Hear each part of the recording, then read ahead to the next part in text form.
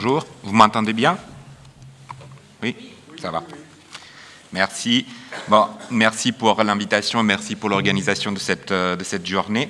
Donc, comme d'habitude, on va vous présenter dans les prochaines minutes les résultats de la campagne de fouilles de 2025 sur le Mont Beuvray.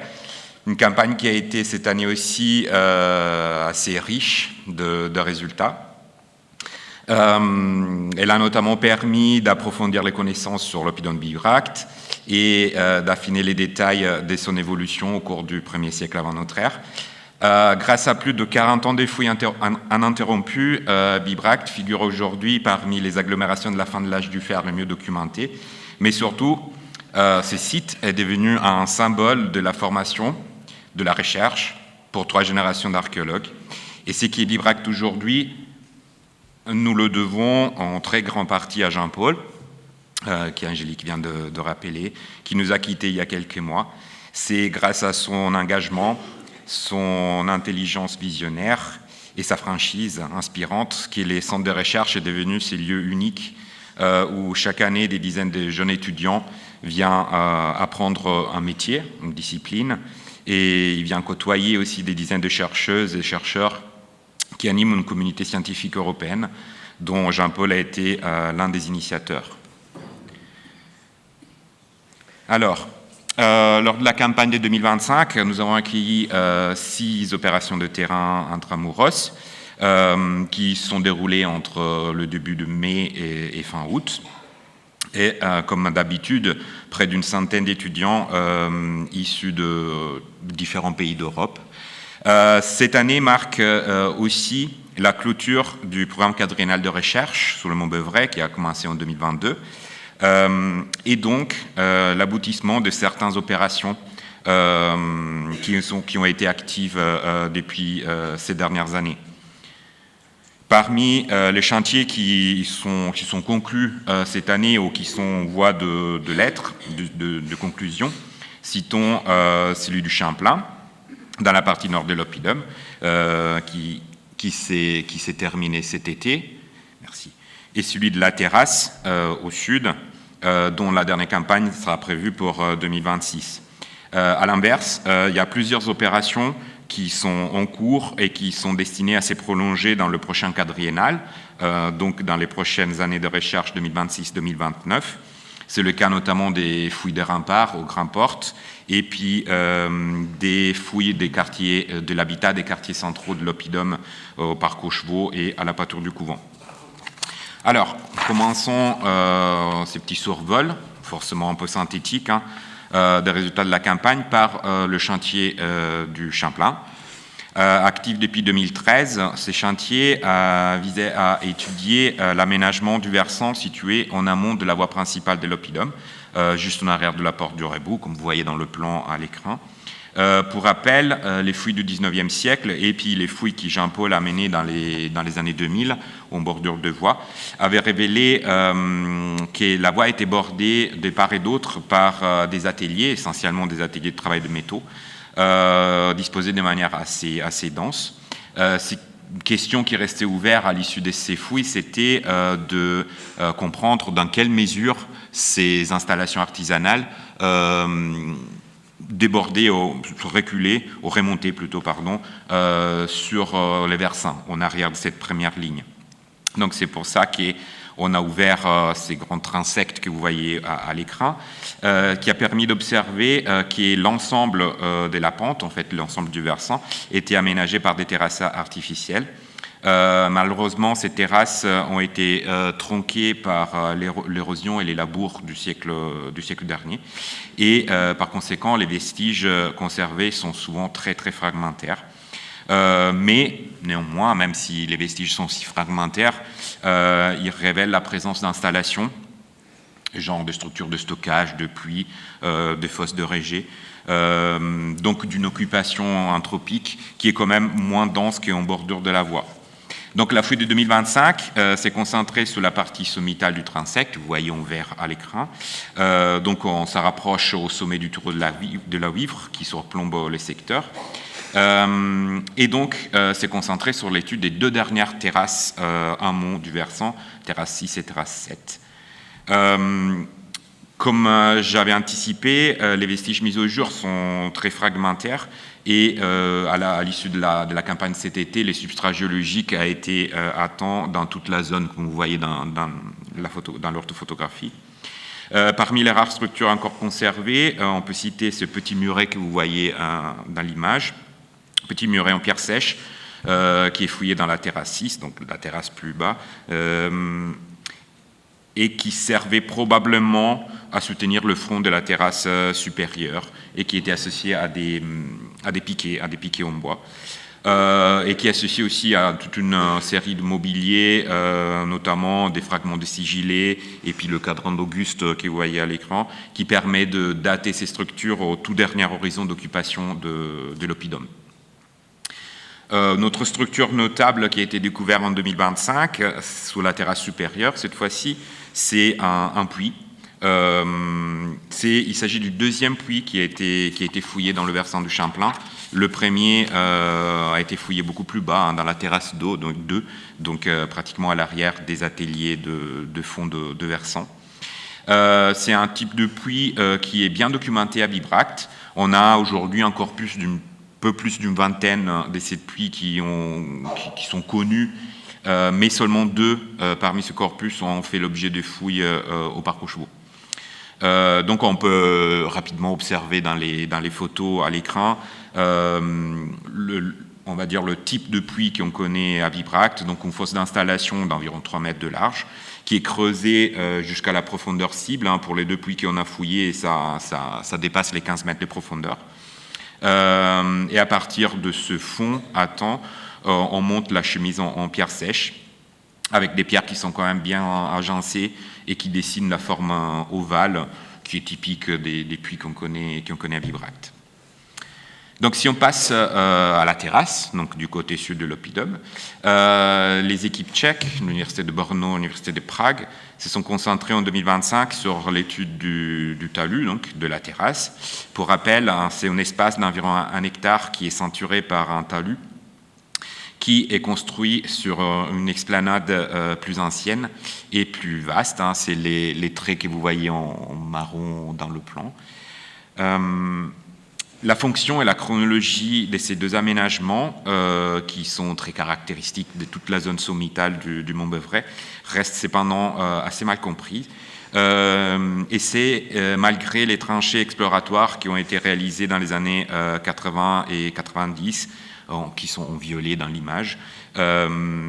Et donc, malgré tous ces fouilles qui ont été faites auparavant, les incertitudes sur la fonction et la chronologie de cet espace persistent. Donc, pour affiner la chronologie relative, mais surtout absolue de ces 2 aménagements, une nouvelle tranchée a été ouverte en 2024 dans la partie méridionale du talus. Le choix de cette zone est lié au fait que dans les fouilles des années 90, on avait repéré ici la présence d'une palissade brûlée, ce qui offre l'opportunité pour réaliser des datations radiométriques et donc pour affiner la chronologie absolue de tout l'aménagement.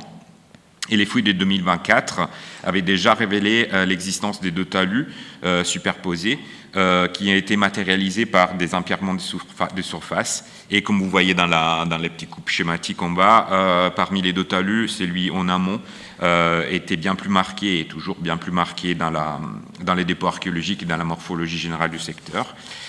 Donc en 2025, on a fouillé ces empierrements superficiels, notamment celui du talus supérieur, et cela a permis de mettre au jour le reste d'une palissade brûlée, ce que vous voyez dans les photos, et donc de confirmer finalement les observations des années 90, faites par Catherine Groel. Ces vestiges donc ont fait l'objet d'un échantillonnage systématique, intensif, qui a déjà permis de manière préliminaire d'identifier l'essence du bois, donc c'est du bois du hêtre. C'est assez rare parce que normalement, les traces de construction qu'on a à Bibracte et qui relèvent vraiment de la chronologie de l'oppidum, donc du 1er siècle avant notre ère, c'est essentiellement du chêne. Ici, c'est plutôt du hêtre. Et par ailleurs, plusieurs échantillons de ces bois ont été déjà envoyés à l'école polytechnique de Zurich pour des datations radiométriques, donc du carbone 14. Et les résultats, normalement, sont attendus pour le début de l'année prochaine. Et donc, ça devrait donner des informations en plus pour vraiment définir la chronologie absolue de tous ces secteurs, s'y appartient à l'époque de l'oppidum, voire après l'abandon de l'oppidum. Parmi les mobiliers collectés, on peut citer ce que vous voyez à l'écran, donc une lame de couteau en fer d'une vingtaine de centimètres de longueur. Puis dans la partie aval de la tranchée, notre découverte mérite d'être mentionnée, c'est-à-dire cette structure légère qui est matérialisée essentiellement par des alignements de blocs et qui a un mobilier associé qui tendrait à être plutôt tardif relativement parlant, c'est-à-dire postérieur à l'abandon de Bibracte, donc postérieur au changement d'air. Mais en tout cas, cette zone aval fera l'objet de la fouille en 2026, qui devra permettre donc d'achever l'exploration de ces secteurs. Donc on passe aux grandes portes. Un programme de fouilles, donc celui sur les remparts de Bibracte, qui est destiné à se prolonger dans le prochain quadriennal, donc au moins jusqu'à 2029. Donc c'est l'étude des fortifications de l'oppidum dans un secteur qui, celui des grandes portes, donc on est vraiment à l'extrémité sud-orientale de l'oppidum, qui constitue l'un des accès principaux de l'agglomération depuis le sud. Donc cette année, l'attention s'est portée sur l'étude du bastion sud de la porte, qui est aménagé dans le rempart externe. Pour rappel, c'est le premier et le plus ancien rempart de Bibracte. Les campagnes des années passées avaient déjà permis de mettre à jour le parement de ces bastions, avec son angle avant, qui est dans la photo, malheureusement, il est couvert encore par la bâche. Une partie du couloir de la porte, ainsi qu'une petite zone funéraire qui était installée dans le cœur du bastion après son abandon. L'étude de l'angle du bastion avait révélé l'existence d'au moins 3 états de réfection, qui montrent donc une évolution complexe de cet accès avec des phases d'élargissement, de rétrécissement, qui rappellent beaucoup ceux de la porte du Rebou, qui a été fouillée dans les années 80-90. Donc, en 2025, l'attention s'est portée d'abord sur la partie amont du couloir, voilà. Ce qui a permis d'observer des détails de l'architecture type Maurus Gallicus de ces bastions, comme l'utilisation de longues grines en bois horizontales, dont on voit l'empreinte dans le parement, et aussi quelque chose de plus particulier, on a pu mettre au jour, on a pu mettre en évidence l'utilisation soignée, on va dire en disposition soignée des pierres du parement, qui pourrait faire penser à une volonté aussi un petit peu esthétique, c'est-à-dire qu'il y a un choix de pierres, de formes de blocs, qui semble être guidé par une volonté quelque peu esthétique. Et aussi les premiers aménagements de la porterie, donc de la structure en bois qui devait fermer cet accès, et notamment un grand trou de poteau qui est installé à l'aplomb du parement et dont la relation stratigraphique avec le parement du Murus c'est encore à définir. Et puis ces gros blocs bruts que vous voyez à l'écran, qui étaient posés vraiment à l'avant de ces poteaux, et qui pourrait être interprété comme une sorte de borne. Mais tout ça, voilà, c'est à mieux définir avec la campagne de l'année prochaine et puis les campagnes suivantes. Un second secteur des fouilles, un deuxième secteur des fouilles a été ouvert à l'aval du bastion, dans l'objectif, cette fois, de vérifier la présence d'un fossé qui devait devancer le rempart dans la zone de l'accès, comme on connaît à la porte du Rebou d'ailleurs, et comme ici, le relevé géophysique les laissait supposer.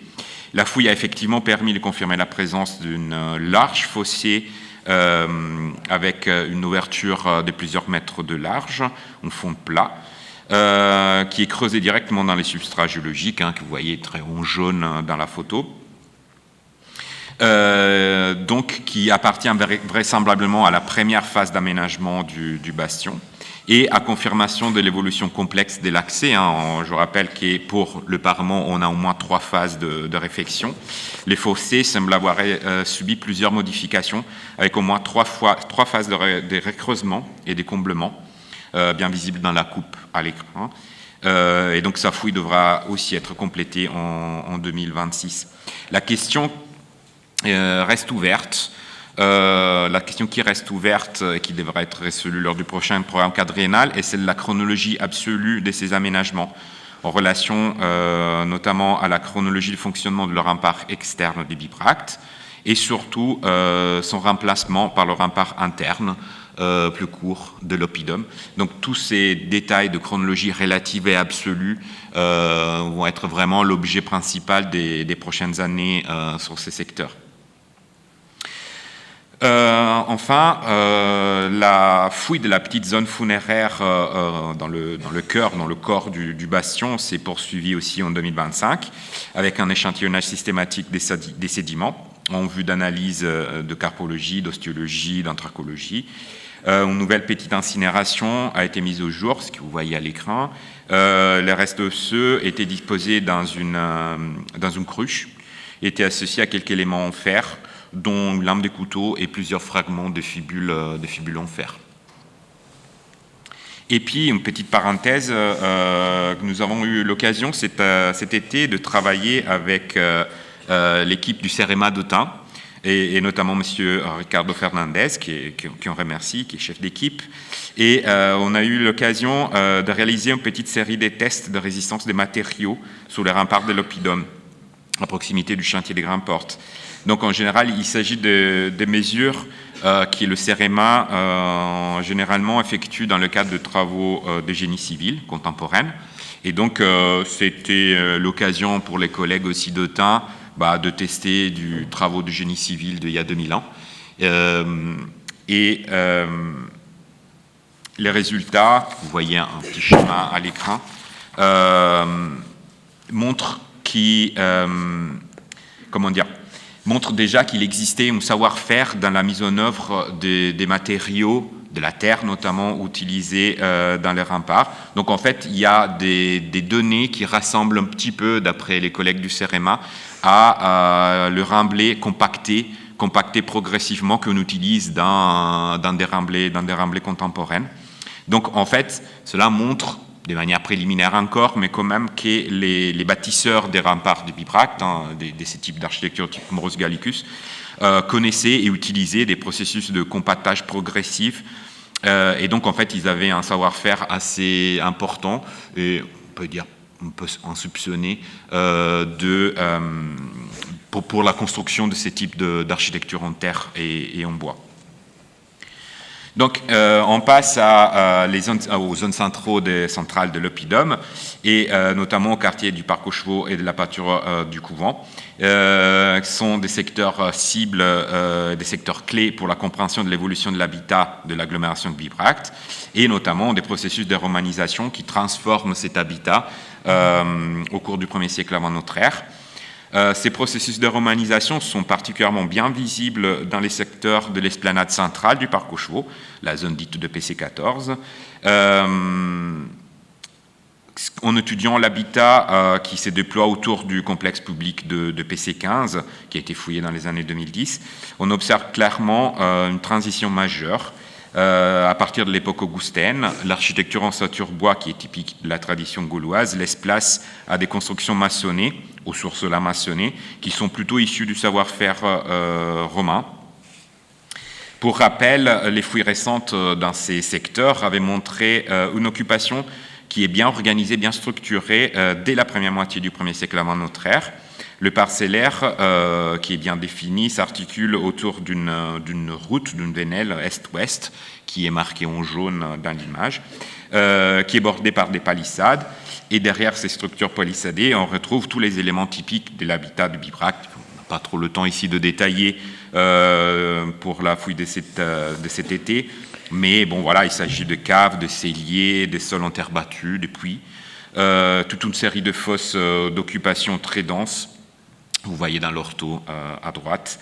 Et à partir de l'époque augustaine, donc, cette organisation est totalement transformée, on pourra dire même bouleversée, avec l'installation d'un édifice maçonné qui subit lui-même, dans les 3 décennies, on va dire, 3 dernières décennies du 1er siècle avant notre ère, plusieurs remaniements et notamment en complexification de la maison avec l'ajout de plusieurs nouveaux locaux, ce que vous voyez à l'angle en bas à gauche.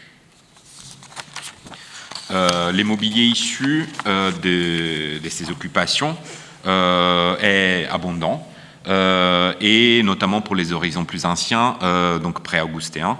Il illustre typiquement, on va dire, les assemblages classiques du bibracte, un niveau de céramique, un niveau d'amphore, les éléments du moutour, etc.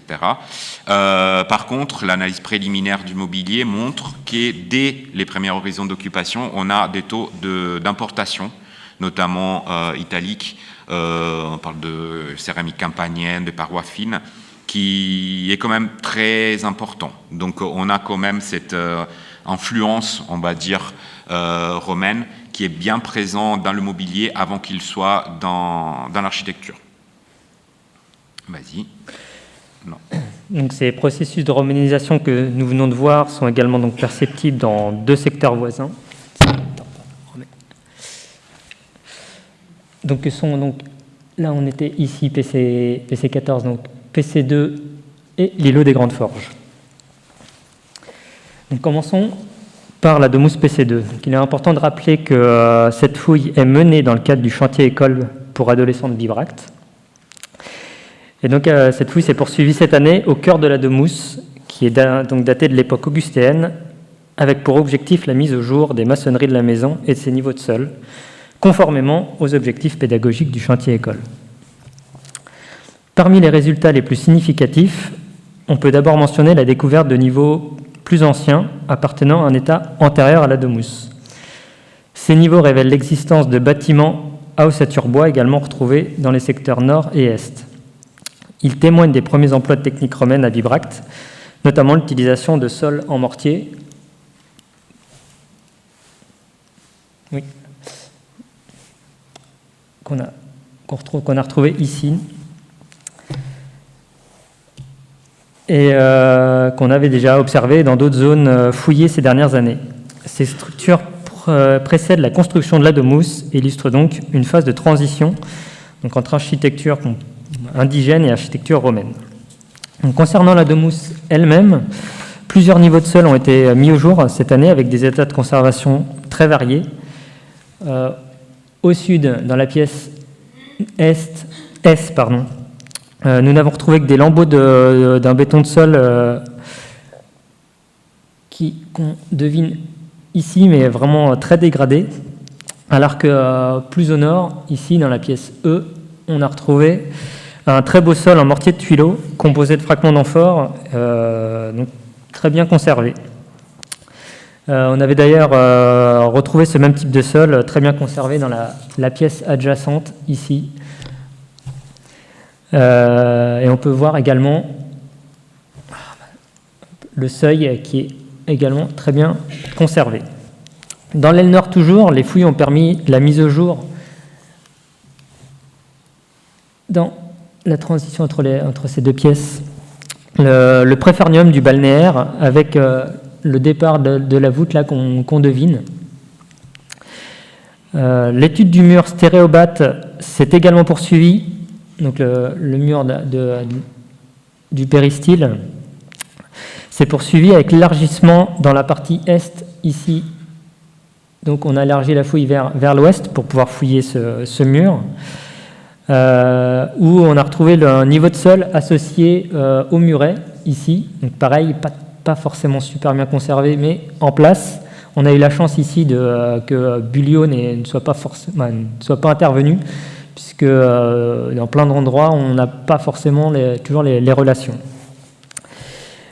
Et on a également la dernière assise de ce muret qu'on avait déjà relevée ici dans la partie sud, où la dernière assise est constituée de tuiles posées à plat. Et donc dans la partie sud, la fouille s'est également poursuivie, où vous avez ici, on a pu fouiller en fait la pièce jusqu'au niveau naturel, et on peut voir en fait que le muret est très peu fondé. On a également pu observer ici un coup de sabre, et du coup là on se pose des questions, puisque juste ici en fait il il y a juste un tout petit niveau de pierre, donc on ne sait pas forcément si c'est une ouverture qui menait donc vers l'intérieur du péristyle qui ensuite a été comblée, ou alors ça aurait pu être également l'emplacement d'une colonne, mais ça, pour le moment, on ne sait pas, et du coup, la poursuite de la fouille permettra de trancher entre ces hypothèses. Dans la partie orientale de la Domus, donc juste ici, la fouille de la cave à ossature-bois s'est poursuivie. Donc, cette structure appartient à un état antérieur à la construction de la Domus, et l'analyse préliminaire de la céramique situe son utilisation vers le milieu du 1er siècle avant notre ère.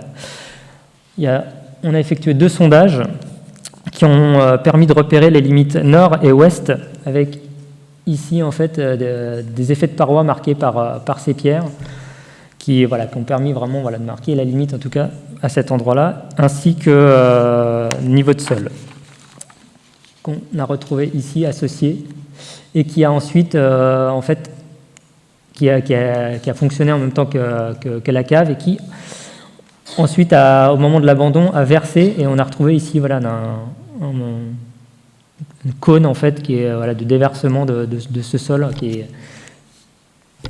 qui a versé dans cette cave au moment de son abandon. Et donc cette fouille, la fouille de cette cave, on espère pouvoir l'achever en 2026, donc afin de documenter précisément cette phase d'occupation antérieure à la Domus. Donc passons maintenant au secteur de l'îlot des Grandes Forges, au cœur du centre monumental de Bibracte, donc à la pâture du couvent. Donc le sondage qui a été ouvert en 2023 et qui cible l'exploration de l'extrémité nord-est de la parcelle, qui est occupée par le forum de Bibracte, a permis de confirmer l'existence de 2 états maçonnés successifs, donc en vert et en orange. L'un probablement contemporain de la construction de l'édifice, à plan basilical, au centre de la parcelle, donc c'est l'état 1 en vert, qui est daté d'à partir du milieu du 1er siècle avant notre ère, et l'autre daté de l'époque augustéenne, donc l'état 2 en orange, avec quelques remaniements plus tardifs, comme ici là, en orange foncé, on a quelques éléments également. Donc pour rappel, il s'agit d'un sondage qui a été traversé par un mur de clôture du couvent médiéval, qui faisait office de mur de soutènement à cet emplacement, dont on a en fait là, ici dans les prospections géophysiques qui étaient visibles et donc qui traversaient ici ce sondage, et qui coupait en fait la partie nord et la partie sud. Et donc cette année, préalablement à la fouille, on a enlevé ce muret et puis les petits les niveaux associés ici. Et ce mur s'appuyait sur un large amas de pierres et qui était associé à une vaste fosse remplie presque exclusivement de pierres. Et donc, comme je viens de le dire, donc c'était démonté. Et on s'aperçoit que les maçonneries antiques sont là aussi remarquablement bien conservées, mais elles restent extrêmement fragiles. Particulièrement dans ce secteur, les structures qui sont édifiées en paliers pour épouser la pente naturelle du terrain présentent des enjeux majeurs de conservation, notamment en matière de stabilisation. C'est pour ça que vous voyez que on est obligé d'étayer. Et donc le démontage de ce mur a permis donc de relier les parties nord et sud du sondage. Dans la partie sud, plusieurs niveaux de sol bien conservés et des maçonneries appartenant aux états les plus anciens ont été mis au jour, et avec par endroits ici, comme on peut voir, des restes d'enduit, ce qui reste assez rare sur le site. Dans la partie nord, l'édification en palier est particulièrement visible. Vous voyez ici, tout est étagé. Et on peut également observer qu'il n'est pas rare que ces maçonneries, donc des différents étoiles, soient reprises et en partie remployées lors des 2 phases d'occupation, comme avec ce mur ici, où les 2 états se superposent. Vous voyez qu'il y a également des rajouts postérieurs, comme dans le secteur nord-ouest, où une maçonnerie probablement rajoutée pour rebouger l'espace s'est effondrée, ce que vous voyez ici. Donc ces observations montrent que le centre monumental a connu plusieurs phases d'adaptation et de restructuration. Et la fouille a enfin permis de retrouver la trace de l'aqueduc voûté, qui a été déjà identifié au XIXe siècle et relevé plus au nord ces dernières années, qui est visible ici. Voilà, on voit son extrados, c'est-à-dire la partie supérieure de cet aqueduc. Et pour des raisons de sécurité, en fait, il n'a pas été possible de descendre davantage. Donc la fouille se poursuivra principalement dans la partie sud, comme on vient de voir, voilà, pour des questions de sécurité et de préservation des maçonneries. Et il y aura également un élargissement ici, puisqu'on est en limite vraiment de l'îlot pour essayer de trouver la voie ou les niveaux de voirie associés.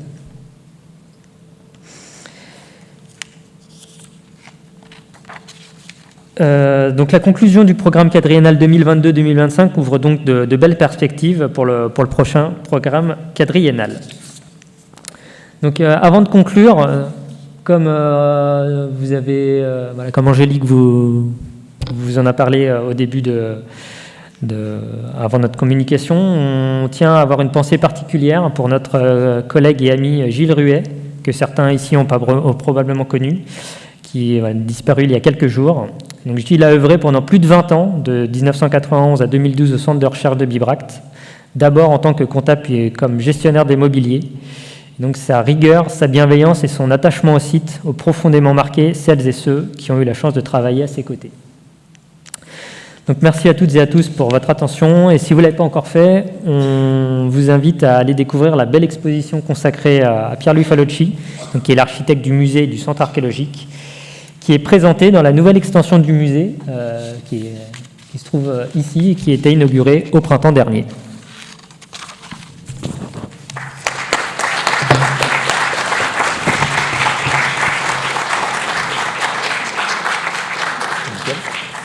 Eh ben, merci beaucoup pour cette communication. Donc moi j'avais déjà une petite question en fait à poser sur cette communication de bilan en fait de 4 ans de fouilles à Bibracte. Ça concerne tout simplement l'habitat en fait, sur l'habitat et PC2 notamment en fait. Quels sont les indices qui vont dans le sens du décor, du registre décoratif, que ce soit des parois, des murs, les enduits peints, les roches décoratives, puis des sols en fait. Est-ce qu'on a des choses un petit peu ostentatoires qui commencent à sortir, des indices de mosaïque éventuellement ou des choses comme ça? Voilà, c'est tout ce que je voulais poser comme question. Pour PC2, comme Arnaud a montré, en réalité, les niveaux de plan-pied, les niveaux de surface, ils sont très mal conservés. On a très peu d'élévation. On a quelques limbeaux de sol en tuyaux, des choses comme ça un peu conservées. On a toujours la grosse documentation du 19e siècle, Bouliot, qui nous parle toujours de fragments d'induits peints, des choses comme ça. On peut surtout supposer ou imaginer la décoration de la maison en comparaison avec ce qu'on connaît pour PC1, qui est juste à côté.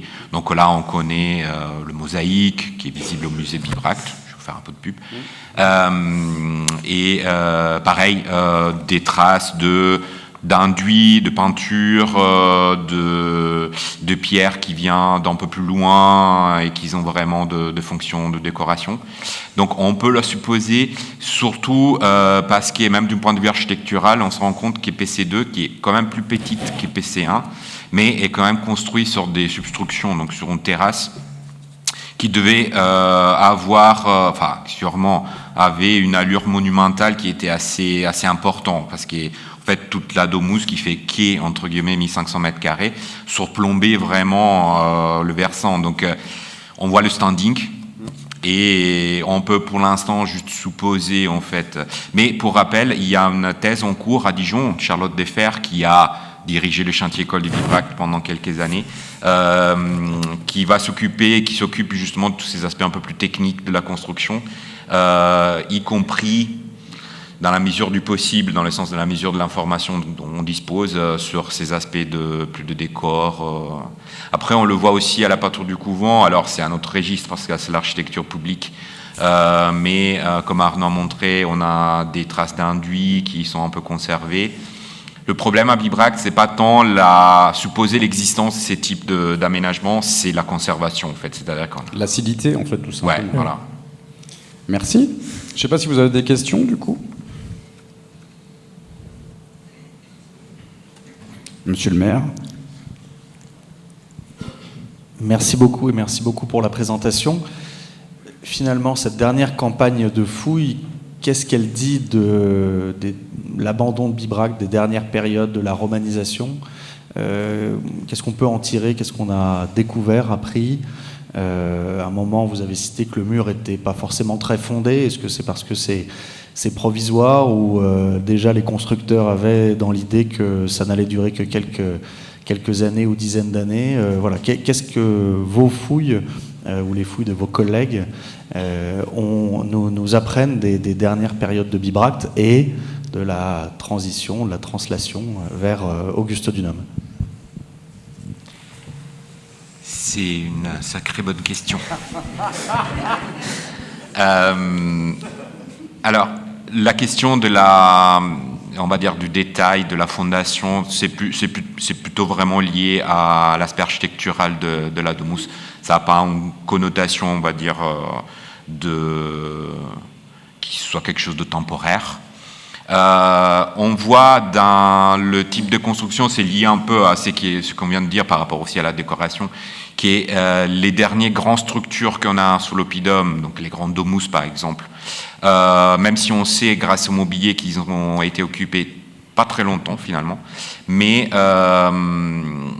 qui c'est des ouvrages, comment dire, qui ont demandé des efforts de la construction. C'est pas quelque chose de fait de manière extemporaine.